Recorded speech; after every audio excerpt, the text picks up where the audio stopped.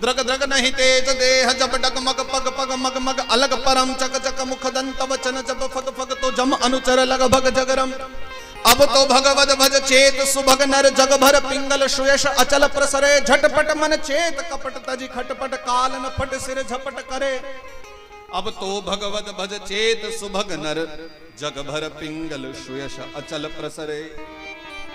Drug drug नहीं तेज, बात समझ में आ गई? बोले नहीं अभी नहीं आई हो, अब समझ लो। द्रग द्रग नहीं तेज, द्रग यानी आंखें, दो आंखें हैं ना, इसलिए दो बार कहा है कि द्रग द्रग नहीं तेज। अभी तो तुम्हारी आंखों में बहुत तेज है, लेकिन एक दिन जब तुम्हारा तेज चला जाएगा ना और इन आंखों से दिखना बंद हो जाएगा, तो उस दिन तुम्हें फिर ये बात स्मरण हो आएगी। क्योंकि मैंने बहुत पहले कभी एक बार कथा में बात कही भी थी, मुझे फिर आज स्मरण हो आई है कि व्यक्ति अपने जीवन में चाहे कितना भी बड़ा नास्तिक क्यों ना हो, बुढ़ापा आते आते उसको सत्य का भान हो ही जाता है। वो ये समझने बहुत अच्छे से समझने लगता है कि कोई तो सत्ता है जो इस संसार को चलायमान बना रही है, कोई तो सत्ता है जिसके द्वारा ये पूरा संसार चलता है। मैंने बहुत बड़े बड़े नास्तिक देखे हैं साहब की जो परमात्मा को न माने, धर्म को न माने, पर न जाने जीवन में कोई एक पड़ाव आता है कि तब वो अपने आप धर्म की ओर मुड़ जाते हैं। उनको पूरे संसार में कहीं शांति नहीं मिलेगी, हृदय को सुकून नहीं मिलेगा, लेकिन एक समय आता है जीवन में तब व्यक्ति अध्यात्म की ओर जरूर जाता है और अध्यात्म में जाकर के फिर उसको बड़ा आनंद मिलता है, संतुष्ट हो जाता है, उसकी आत्मा तृप्त हो जाता है। इसलिए द्रग द्रग नहीं तेज, समय है, अवसर है, आंखों का सदुपयोग हो, दर्शन हो परमात्मा के। द्रग द्रग नहीं तेज देह जब डगमग पग पग मग मग अलग परम। देखो हम लोग जब कथा के बाद बैठा करते हैं ना कभी और आपस में चर्चा करते हैं, तो मुझे बड़ा अच्छा लगता है कि छोटे छोटे बच्चे भी बड़े प्रेम से कथा सुनते हैं और इनको कथा सुन करके इनके मन में जो भाव उठते ना, आहा, मैं जहां भी कथा करता हूं और छोटे छोटे बच्चे मिल जाते हैं, मुझे बड़ों से ज्यादा ये छोटे छोटे बच्चों के प्रश्न में और भी आनंद आता है।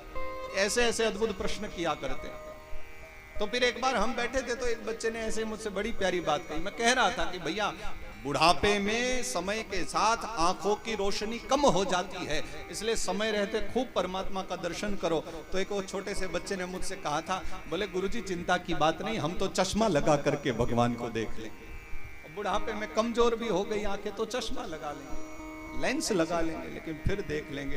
तो मैंने कहा भाई बात तो तेरी सही है, पर एक समय ऐसा आ जाएगा कि फिर इतने ज्यादा डाउन हो जाओगे कि फिर तुम्हारे चश्मे भी काम नहीं करते। और फिर दूसरी बात कि तुम इस चक्कर में पड़े ही क्यों हो कि भैया जब आंखें डाउन हो जाएंगी, रोशनी खत्म हो जाएगी, तब चश्मा लगा करके देख लेंगे। प्रयास करो ना कि जब ठीक ठाक है तो विदाउट चश्मा ही देख लो जाकर के। कर्म ऐसे कर जाओ कि चश्मा लगाने की नौबत ही ना आए। तो द्रग द्रग नहीं तेज, आंखों का तेज चला जाएगा। देह जब डगमग पग पग मग मग अलग परम। मार्ग में चलोगे तो तुम्हारा शरीर इतना कंपायमान हो जाएगा कि तुमसे चला नहीं जाएगा, और तब वैसाखी का सहारा लेना पड़ेगा, एक व्यक्ति के कांधे का सहारा लेना पड़ेगा और कहना पड़ेगा कि बेटा मुझे जरा मंदिर तक तो लेकर के जा। और बेटा कहेगा कि पिताजी आज तो बिल्कुल समय नहीं है मेरे पास, आज तो मुझे जाना है, बहुत आवश्यक कार्य है, मैं कल आपको जरूर लेकर के जाऊंगा। ये शब्द किसी दिन तुम्हारे कानों में पड़े, उससे अच्छा है समय रहते जब तक पांव ठीक हैं, शरीर ठीक है, घर से निकल पड़ो और वर्ष में एक बार तो कहीं ना कहीं यात्रा करके आ जाया करो। जहां तुम्हारी इच्छा करे जाओ, दर्शन करो, तीर्थ यात्रा करो। और तीर्थ यात्रा करने के लिए बुढ़ापे की प्रतीक्षा मत करना, ये मैं तुम्हें बिल्कुल सत्य बता करके जा रहा हूं। मैं बहुत कथा करते हुए बहुत वृद्ध जनों से मिलता हूं, मुझसे सब एक ही बात कहते हैं, बोले महाराज जवानी में जितना कर लिया, बुढ़ापे में तो घर से निकलने का भी मन नहीं करता। मन तो करता है कि 4 धाम यात्रा कर लें, पर डर लगता है, शरीर साथ नहीं देता।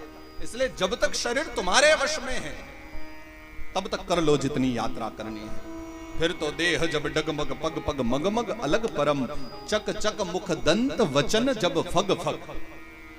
समझ में आ गई होगी बात। मुख ऐसा हो जाएगा कि नाम लेना भी चाहोगे तो ठीक से नाम न ले पाओ। अब तो भगवत भज चेत सुभग नर जग भर पिंगल सुयश अचल प्रसरे। झटपट मन चेत कपट तजी खटपट, काल न फट सिर झपट करे, तेरे काल न फट सिर झपट करे। काल के गाल में जाओ उससे पहले यात्रा कर लो।